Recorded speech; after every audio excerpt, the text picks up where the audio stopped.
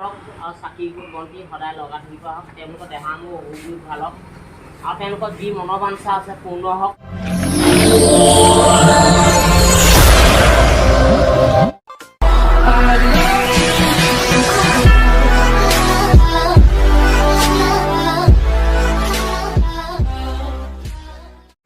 নমস্কাৰ, মই এজন আপোনালোকে সকলো স্থানত দেখিছে অসমক চেনেলটো মাৰিব প্ৰবীণ তামুলী আপোনালোকে দেখি আছে। এতিয়া প্ৰবীণ তামুলী গৈ আছে ৰুণাক বুলি এখন চিৰিয়েললে, সেই চিৰিয়েলত আগবাঢ়িছোঁ। আজি মই আছোঁ বৰ্তমান এতিয়া মই মাধৱপুৰত আহি মই বন্ধুসকলক লগ পাইছোঁ। আশা ৰাখিছোঁ বন্ধুহঁত খুব ভাল বন্ধু, তামুলী দা বুলি মোৰ কাষলৈ আহিছে। আশা ৰাখিছোঁ তেওঁলোকৰ উজ্জ্বল হওক আৰু দোকানী কেইজনো ভৱিষ্যত ভাল হওক।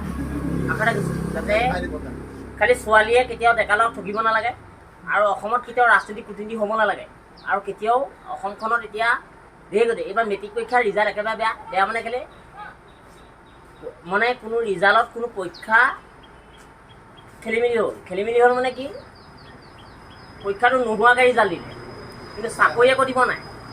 এই কথাটো মই কৈছোঁ। আৰু এটা কথা কৈছোঁ কি আছে গৰু নেবাহাল তাক কৈছোঁ পালচাৰ লাই ভাল, গাভৰু ছোৱালী পটোৱাতকৈ মই কৈছোঁ খালত শুই থকাই ভাল আৰু গৰুপতি জীয়েকত পটোৱাতকৈ নপটোৱাই ভাল। মই কৈছোঁ বাদী গৰুজনী গাখীৰ খীৰাই থকাই ভাল। সেইকাৰণে মই এই কথাখিনি আপোনালোকক কৈছোঁ। আমি বহুত ডাঙৰ মানুহ নহয়, আমি এটা মাটি দিবাহে, কিন্তু অসমত আমি স্বাস্থ্য পৰা বহুত পাইছোঁ। অসমৰ ৰাইজে আমাক বহুত ভাল পায়। তামুলী বুলিলে জগত বিখ্যাত। তামোল নহ'লে কোনো সকাম বিয়া পাতিব নোৱাৰে, তাৰমানে তামোল লাগিবই।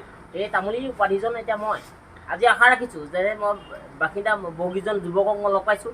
এটাকেইজন যুৱক যাতে ভগৱানে কৌশল কৰক, তেওঁলোকে কিবা এটা জীৱিকা লৈ চলি থাকিব পৰা হওক।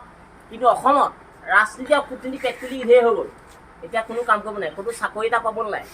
হিমন্ত ঢেৰ গাই আছে, কিন্তু গাই থাকিলেও কোনো সেইবোৰ কাম নাই, একো কথা নাই। যেতিয়া মেট্ৰিকেই মানে পৰীক্ষা নোহোৱাকৈ যেতিয়া মেট্ৰিক দিছে তেতিয়াহ'লে সি চাকৰিও দিব পাৰিব জানো? চাকৰিটো দিব নোৱাৰে। চাকৰি ইণ্টাৰভিউ নোহোৱাকৈ চাকৰি দিব পাৰিব জানো? কেতিয়াও দিব নোৱাৰে। আৰু গাভৰু ছোৱালীবিলাকে প্ৰেমত পৰিছে, সেইখিনি ভুল হৈছে। কোনোবা সন্ধিয়া দেখিছোঁ এজনী ছোৱালীৰ কাৰণে এটা ল'ৰাই ঘাপ মাৰি দিছে। এই ঘাপ মাৰি দিয়া আচলতে সেইটো এতিয়া জেল হৈছে। কিন্তু কোনো প্ৰেমত কোনো পৰিব নালাগে, খালত পৰাই ভাল। আৰু ধনী মানুহ ছোৱালী আনিবলৈ যোৱাতকৈ মই কৈছোঁ কুকুৰা দুজনী বহাই ভাল। মজা ঠিক। অঁ, কালি যে 3টা বজাত ফোন কৰিছিলোঁ, কেলৈ নধৰিলা? পথালিকৈ শুই আছিলা নেকি? তোমালোকৰ ছোৱালীবিলাকে চালানা খেলি থাকা। তোমালোকৰ বয়সটো 22 বছৰলৈকে ক্লিয়াৰ হৈ থাকে, আমাৰতো 30 বছৰলৈকে বা আমাৰ 35 বছৰলৈকে ক্লিয়াৰ হৈ থাকে। তোমালোকে আমাক ছেকেণ্ড হেণ্ড গাড়ী বুলি কেলৈ ভাবা? আছে গৰু নেবাহাল তাক কৈছোঁ পালচাৰ লৈ ভাল। আৰু তোমালোকৰ লগত প্ৰেম কৰাতকৈ মই কৈছোঁ ভালকৈ খালত শুই থকাই ভাল নেকি? নহ'লে কুকুৰা দুজনী পোহাই ভাল, কণী পাৰিব। বেয়া পাইছা নি? অঁ, এই কাপোৰযোৰ দিছিলোঁ হ'লনে নাই বিশালৰ? ষ্টিলৰ কাপোৰ দিছিলোঁ এইযোৰ। অঁ, কম জেগাত শুই আছা এতিয়া? ওকণিবোৰ গ'ল নাই মোৰ? হাজবেণ্ড ঢেৰ পতাইছা, মোক ভালকৈ মৰম নিদিয়ে। মই বুলেট লগ পোৱা ল'ম বাৰু, মই চফাই ল'ম। এতিয়া ৰাস্তাটো চফা কৰি যাম। মৰম লাগে তোমালোকে সঁচাকৈ বিদ্যা। কালি ভাতেই নাখালোঁ। অঁ, 5টা আঙুলি ভাত খাবই নোৱাৰিলোঁ, 2 আঙুলিয়ে খাইছোঁ। তোমাক নাপালে খালি কাজিয়া হ'ব। তোমাক যিটো লৈ আঙুঠি পিনে এইটো কাটি পেলাম। তোমালোকৰ দেউতা অলপ কৈ পায়, তোমালোকৰ দেউতা যিকেইটা দৰমহা পায় আমাৰ কুকুৰটো বেছিয়ে ভাত খায়। অঁ, মই 6খন থানাৰ OC মোৰ লগত ভাল হৈ আছে আৰু উকিলবিলাক মোৰ লগত ভালেই। উকিলক পইচা দিলে হৈ যায়। অঁ, মোৰ প্ৰেমত যেতিয়া তুমি আঘাত দিলা, তুমি বাচি যাব নোৱাৰা। যি মাইকেলাই নহওক আঙুঠি পিন্ধাব নোৱাৰে। আগদিনা আঙুঠি পিন্ধাব, 5 দিনা সিহঁতে কাটন খাব। পইচাই চব কথা নহয়, পইচা বেচা।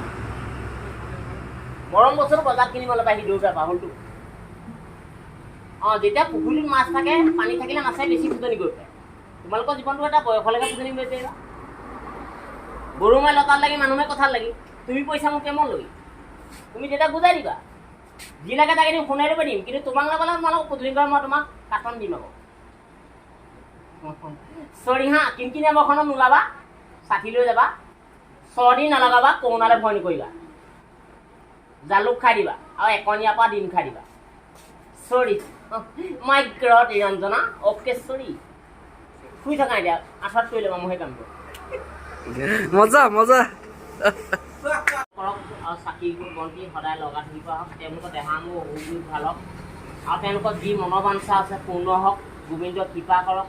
আৰু তেওঁলোকৰ কিছুমান মনত পাজুল আছে, সেইখিনি ভগৱন্তই বাস্ত ক'লে আনক, আৰু তেওঁলোকৰ ভৱিষ্যত লতাডাল বগোৱাগতে মনবিলাক সদায় চম্ফল হৈ থাকিবলৈ দিয়ক।